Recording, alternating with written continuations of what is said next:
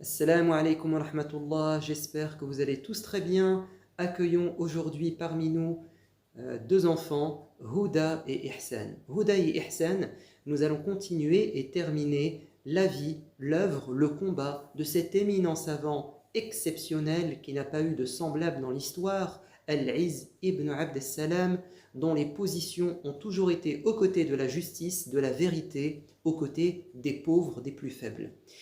Nous sommes en Égypte, c'est sa deuxième patrie d'accueil, et il est le moufti, donc la référence religieuse, il est en même temps le juge suprême qui fait respecter la loi, et on l'a mis au courant de la présence de certaines épiceries qui vendaient de l'alcool, ce qui était complètement illégal d'après la loi de l'époque, la loi musulmane, et il a profité d'une occasion pour avertir le roi As-Salih Ayoub de la situation.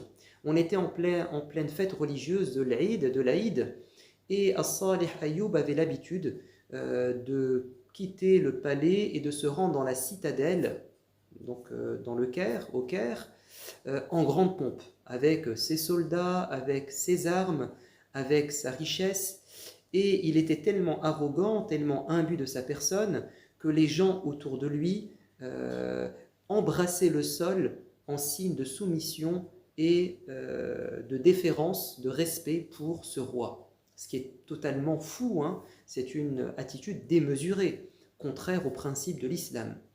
Al-Izz ibn Abd salam va interpeller le roi durant son défilé par son prénom, en lui disant « Ô un tel, Ya Salih, Ya Ayoub, comment se fait-il que tu laisses de l'alcool se vendre dans telle épicerie ?» Le roi, en entendant Al-Izz ibn Abd salam l'interpeller en public de cette manière un peu rabaissante, n'a pas osé l'affronter. Et il lui a dit « Mais que dis-tu » Et il va lui dire « C'est telle épicerie dans tel endroit ». Et le roi de répondre « Mais ce n'est pas moi qui l'ai ouverte. Elle était déjà en place et elle vendait de l'alcool à l'époque de mon père. Je n'en suis pas responsable. » Et l'Aïs de répondre avec force et courage.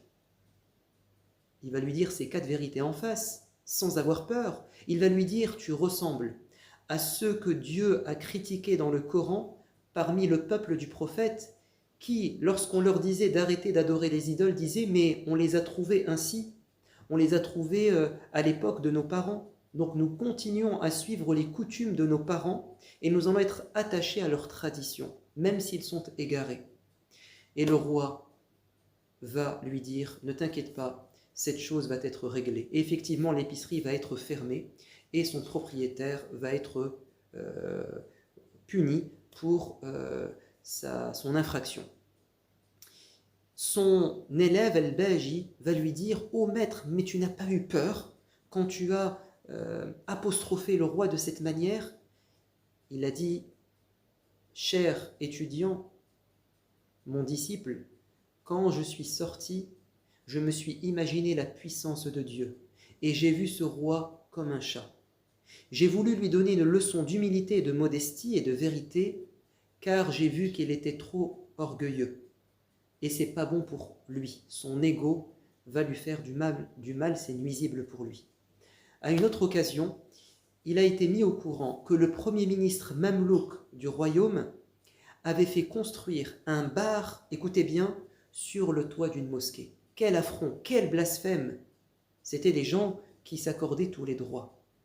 Que va-t-il faire? Lui et ses étudiants et ses enfants, ils vont monter sur le toit et détruire ce bar, car il a été construit de manière illégale et c'est contraire à la loi.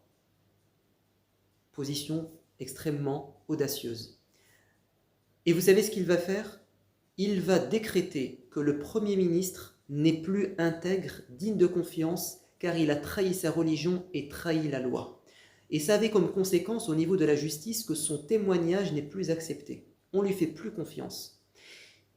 Et un jour, le roi Salih Ayoub va demander à son Premier ministre d'envoyer une lettre au calife qui venait de succéder à son père, Al-Musta'sim, à Bagdad, de lui envoyer une lettre Et quand le calife va recevoir la lettre, il va dire « Ah, mais cette lettre a été écrite de la main du Premier ministre, dont l'intégrité a été, critiquée, on l'a fait tomber. Al-Izz ibn Abd Salam ne lui accorde plus de confiance. Donc, je ne vais pas lui faire confiance moi-même. À ce point, on le respectait. » Et il va dire à l'émissaire, va t'assurer auprès du roi directement, sans passer par le Premier ministre, que ce qui est écrit est vrai. Dernier épisode très important, il avait à cette époque à peu près 80 ans, il était très âgé.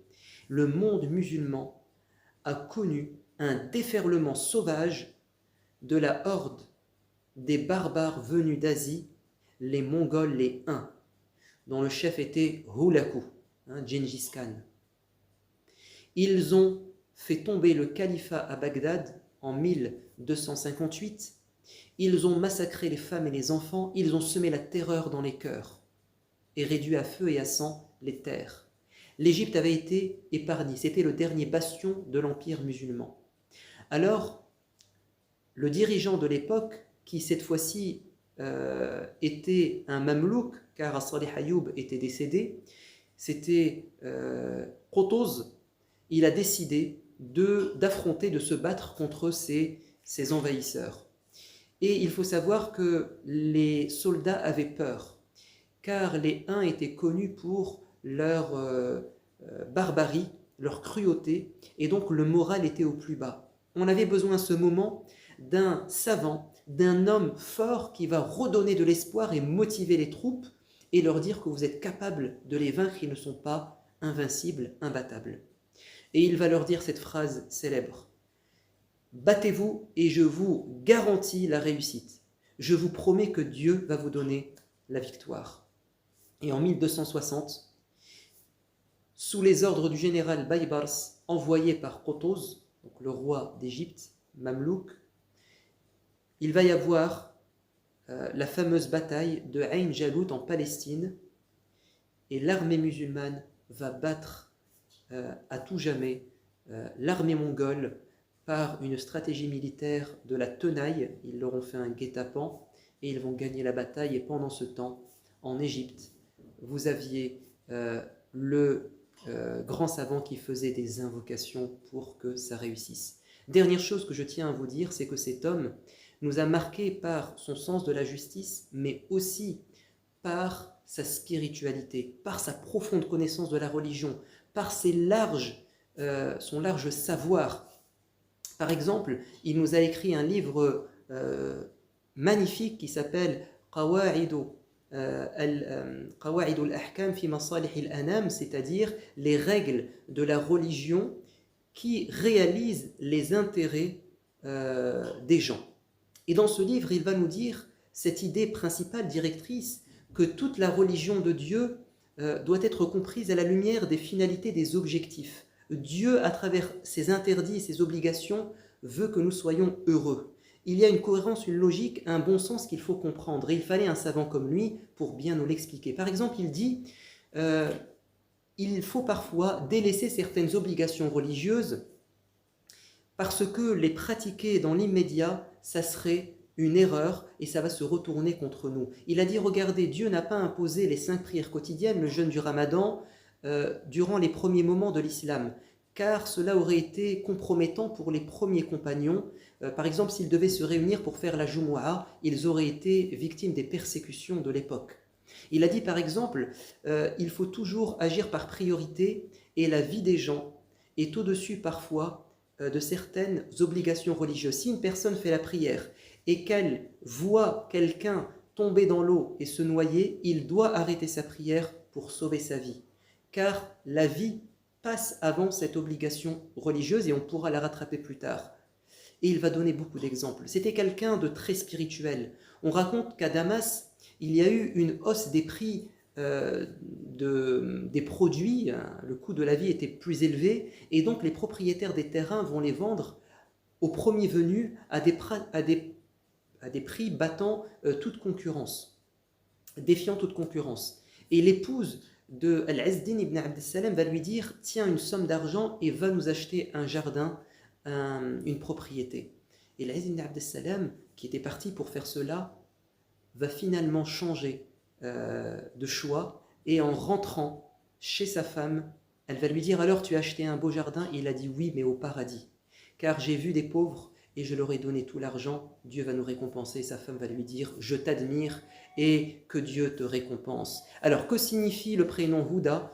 Ça vient de l'hidayah, ça signifie la guidance. C'est un prénom magnifique.